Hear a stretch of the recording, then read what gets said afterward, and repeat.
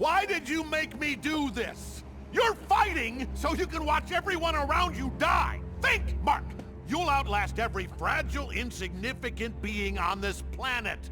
You'll live to see this world crumble to dust and blow away! That was the moment everything changed. In one brutal scene, Omni-Man rips off the hero mask for good, shattering everything we thought we knew about him. But here's the thing. When he calls his wife a pet and talks about humans like they're insects, he's not just being cruel for the sake of it. This is genuinely how he sees the world, and that's what makes Omni-Man so fascinating. He's not twirling a mustache and take over the world. From his perspective as a Viltrumite who's lived for thousands of years, everything he's saying makes perfect sense. The truly terrifying part? When you really think about it, there's a cold logic to his argument. Compared to his species, we are weaker, shorter-lived beings. He's operating on a completely different scale of existence. That's why this scene hits so hard. It's not just shocking violence. It's the moment we realize Omni-Man isn't evil in the traditional sense. He's something much more complicated. There's one thing he keeps bringing up to Mark: how much time they have, how long they live. And honestly, I think that's one of the biggest clues to what's really driving him. Their insanely long lifespan isn't just a fun sci-fi detail, it's a core part of his psychology. But what makes Invincible different is that it doesn't ignore this. Instead, it dives into it head-on, showing the harsh truth in a way that feels honest and more real than what you usually see in superhero stories. Let me explain how.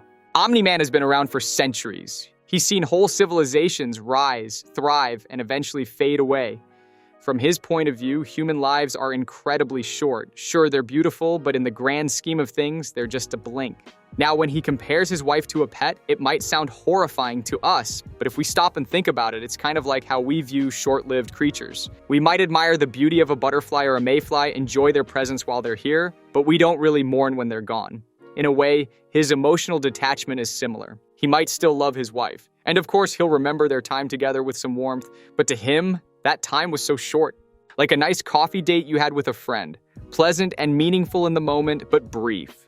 That's what their whole life together feels like for him. As a result, he can't experience life the way we do. Moments like starting a family, getting married, or raising a child mean a lot to us because our lives are short. But it's different for Omni-Man. His life is much longer, which makes us seem very temporary in his eyes. That's why it's hard for him to form emotional bonds. And it's not just him. This kind of thing happens whenever two beings have very different lifespans. Think about Oliver, for example. His mom sends him to Earth with Mark because, compared to humans, Thraxans age so quickly. She knows Oliver's going to outlive all of them, and she's not wrong. By the time Oliver is old enough to start making friends, those friends will already be racing ahead of him. They'll grow up, have kids, and die, while Oliver is still just a kid.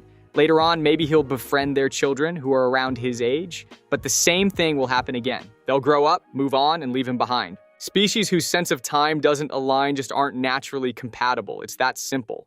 And the same thing applies to Omni-Man on Earth. We don't know a ton about Omni-Man's past, but how many partners has he had before Debbie? How many planets has he done this on? We have no idea. For Nolan, this could be just another routine assignment, like a week that came and went.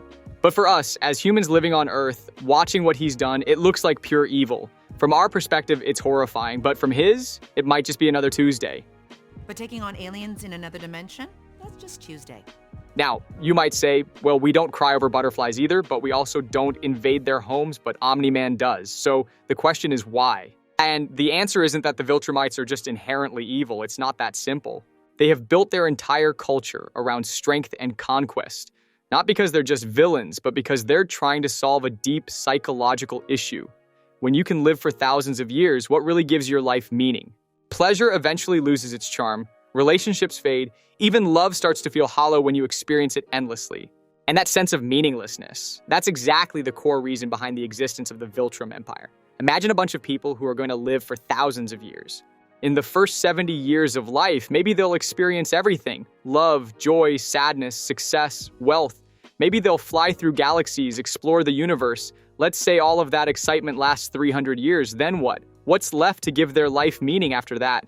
But a grand purpose? Building an empire that stretches across the universe? Serving something bigger than yourself? That can actually give real meaning to an immortal life. When you've lived long enough that personal experiences start to lose their weight, dedicating yourself to a greater cause might be the only thing that still feels real. Eventually, this mindset becomes the foundation of Viltrumite culture, a harsh and lasting system where only the strongest survive. Because ideologies and beliefs can change over time, new people with new ideas can show up and completely shift the direction of an entire society. And if the Viltrumites were exposed to constantly changing values like that, those values would eventually lose all meaning too. But a system built on strength, where survival and loyalty to the Empire are the only rules, is simple. It's easy to follow, and that makes it stable. Since natural selection doesn't work the same way for them as it does for other species, this brutal system ends up filling that role. For a perfect example of this mindset in action, just look at Conquest. He's basically the embodiment of everything the Viltrumite Empire stands for. This guy has lived so long and fought so many battles that he doesn't even feel pain anymore. When Mark hits him with everything he's got, Conquest just laughs and asks for more. Fighting is his entire identity. He's completely lost himself in the mission of the Empire to the point where his own life means nothing compared to Viltrum's goals. That's why he keeps going. That's why he smiles through blood and broken bones. For Conquest, the mission is all that matters because without it, he'd just be another immortal being with nothing left to live for. To us, it looks like maybe evil, maybe monstrous or tragic, but to them, it's the most logical way to live.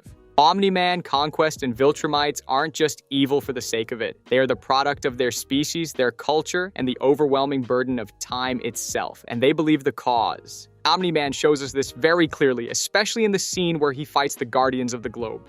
The moment the scene starts, he enters the frame with a deadly punch. No warning, no explanation, he just goes straight for the kill. Everyone's shocked, but he doesn't care. He's a soldier carrying out his mission in the most efficient way possible, a surprise attack. Later, when he talks to Cecil, all he says is, "Do you think you can stop me?" That's it. No explanation, no justification, because honestly, he doesn't care what Cecil or anyone else thinks. The only thing that matters to him is the Empire, and serving a purpose bigger than himself. But everyone who don't know his mission is thinking the same thing. Why? We're all asking it, both as viewers and within the show itself. The characters keep trying to get answers, but they never really do, because Omni-Man doesn't feel the need to explain himself to anyone. He's not trying to make a statement. But when he finally confronts Mark, that's when we finally start getting the answers we've been waiting for. We learn how he really sees humanity, what his purpose on Earth was supposed to be. But then, just when we think we're getting somewhere, the show flips everything again. He abandons his mission and flies off without giving any real explanation.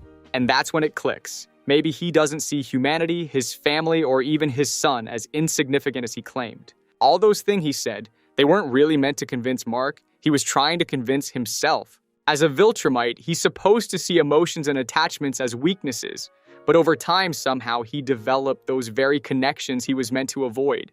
And this is what makes him so compelling for me. He's caught between two worlds, the immortal, purpose-driven culture of the Viltrumites and the messy, emotional, but deeply meaningful connections he's formed on Earth.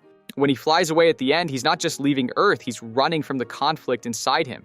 He can't figure out how to balance what he was taught with what he's started to feel. He spent centuries believing in the Viltrumite way, cold, logical, and focused on the bigger picture. But after living on Earth and feeling real love, he's starting to question if that way of thinking is truly right. And that's the real tragedy of Omni-Man. He's not evil, he's lost. Lost between timescales, between cultures, between duty and love. And in those final moments with Mark, when he can't bring himself to finish his mission, we see something deeply human in this strong being: doubt. Maybe that's the show's most powerful message. No matter how long you live or how powerful you become, meaningful connections can still change you. They can make even the most certain, most conditioned being question everything they thought they knew. And in the end, that's what makes Invincible so compelling. It gives us godlike characters, epic stakes, and brutal fights, but at its core, it's about something deeply human. The inner struggle between what we're told to believe and what our hearts tell us is true. Thank you so much for watching. If you enjoyed the video, feel free to drop a like and subscribe to the channel. I always love reading your thoughts in the comments. See you next time.